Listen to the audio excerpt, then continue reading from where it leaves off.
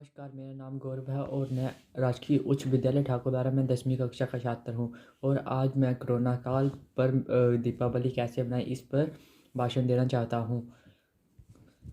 पूरी दुनिया में कोरोना का कहर अभी भी जारी है। ऐसे समय में देश का सबसे बड़ा त्यौहार दीपावली भी मनाया जाना है। हालांकि कोविड-19 ने इससे पहले होली, दशहरा और अन्य कुछ त्योहारों का मजा किरकिरा कर दिया है। यही कारण है कि कोविड के अब लोगों के मन में दीपावली मनाने से लेकर भी कई तरह की शंकाएं पैदा हो रही हैं। कोरोना के हिसाब से देखें तो इस बार दीपावली पिछले वर्ष की दीपावलियों से बिल्कुल अलग होने वाली है, क्योंकि देश में इस समय प्रदूषण और कोरोना जैसी महामारी के साथ साथ कुछ अन्य चुनौतियों से भी दो चार हो रहा है। ऐसे में देश का सबसे बड़ा त्यौहार दीपावली आखिर में कैसे बनेगा। दुनिया इस समय कोरोना की चपेट में है। हालांकि पिछले कुछ समय में कोरोना मामलों में भी कमी का दावा करने वाली खबरें सामने आ रही हैं, जबकि कुछ एक्सपर्ट इसकी दूसरी और तीसरी वेव की बात कर रहे हैं। इस तरह इसकी दिवाली पर चलाए जाने वाले पटाखों के कारण पैदा होने वाले प्रदूषण को रोकने की भी एक बड़ी चुनौती है। विशेषज्ञों का मानना है कि कोरोना की वैक्सीन अभी तक नहीं आई, इसलिए दीपावली पर यदि प्रदूषण बढ़ा तो यह कोरोना मरीजों के लिए खतरनाक हो सकता है।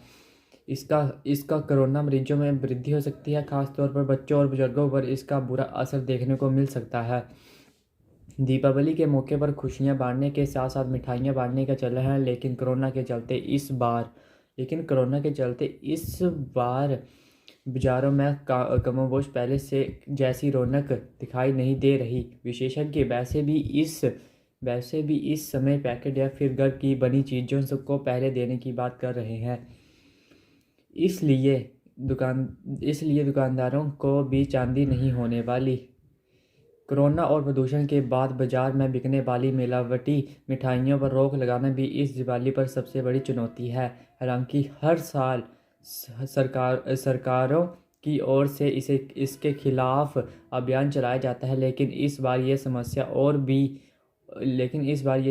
भी बड़ी साबित होगी। कोरोना महामारी के चलते ज़्यादातर लोग पहले से ही बाहर की चीज़ों का उपयोग ना करें, लेकिन जब से लॉकडाउन से बाजार खोलने की छूट दी गई है, खाने पीने वाली चीज़ें लोग खरीदने लगे हैं।